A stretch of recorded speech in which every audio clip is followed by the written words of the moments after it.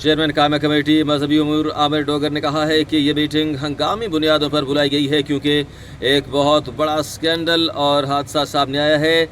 65,000 حاجی اپنے حج سے محروم ہو جائیں گے، یہ بہت بڑا مسئلہ ہے۔ انہوں نے کہا کہ 36 ارب روپے اس وقت نجی طور پر عازمین کو پیش کیے جا چکے ہیں۔ آپ کو اہم اپڈیٹ دے دیں، اس موقع پر عامر ڈوگر نے کہا کہ جب تک فائنڈنگز تحقیقاتی کمیٹی کی نہیں آتی ہیں اس وقت تک ہم کچھ بھی نہیں کہہ سکتے ہیں۔ کسی کو بھی سوال کا جواب یا وزارت یا ڈائریکشن کے مطابق دیا جائے گا کیا حاجیوں کے پیسے پر منافع حاصل کیا جا سکتا ہے یا نہیں، یہ آئندہ اجلاس میں بھی زیر غور لایا جائے گا۔ شاکر عباسی مزید اپڈیٹ دیں گے۔ شاکر عباسی اپڈیٹ کیجیے گا۔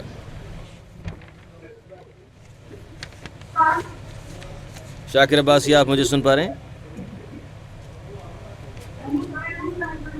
لیکن مذہبی امور کی قائمہ کمیٹی کا اجلاس ہوا جس میں حج کے حوالے سے جو حالیہ انتظامات ہوئے ہیں اور کچھ جو لوگ اس جو ہے فریضہ کی ادائیگی سے محروم رہ گئے اس حوالے سے جو ہے وہ یہاں پر گفتگو کی گئی اور کافی گرما گرمی بھی سامنے آئی۔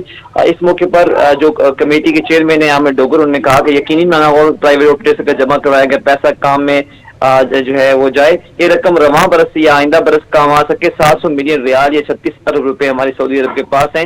نمائندہ ہوپ نے یہ کہا اس موقع پر انہوں نے کہا کہ گزشتہ 2 برس کے باقی پیسے بھی ہمیں واپس نہیں ملے۔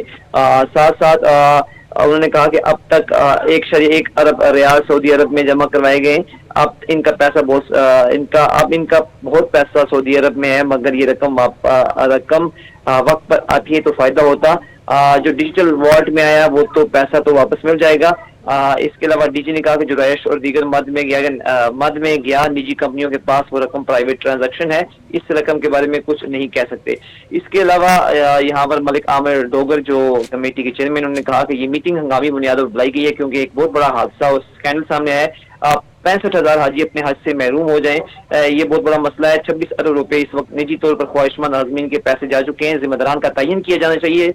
دونوں طرف سے ایک دوسرے پر الزام لگایا جا رہا ہے۔ ہم نے بھی ایک کمیٹی بنائی ہے جو وزیر اعظم سے ملاقات کرے گی تاکہ وزارتی طور پر کاوش کریں۔ اربوں روپیہ عام پاکستانی کا گیا، اب پہلے یہ واضح کرنا ہے کہ وہ پیسہ حج پر استعمال ہوا، اس میں بلڈنگ ہوٹل سمیت دیگر کو پیسہ جا چکا ہے وہ حج کرایا جائے یا پیسے واپس دیں۔ بنیادی ذمہ داری وزارت کی یہی بنتی ہے، مگر یہاں پر بھی تضاد ہے۔ ہوپ کی بھی اتنی ذمہ داری ہے کہ وہ اپنا کردار ادا کرے۔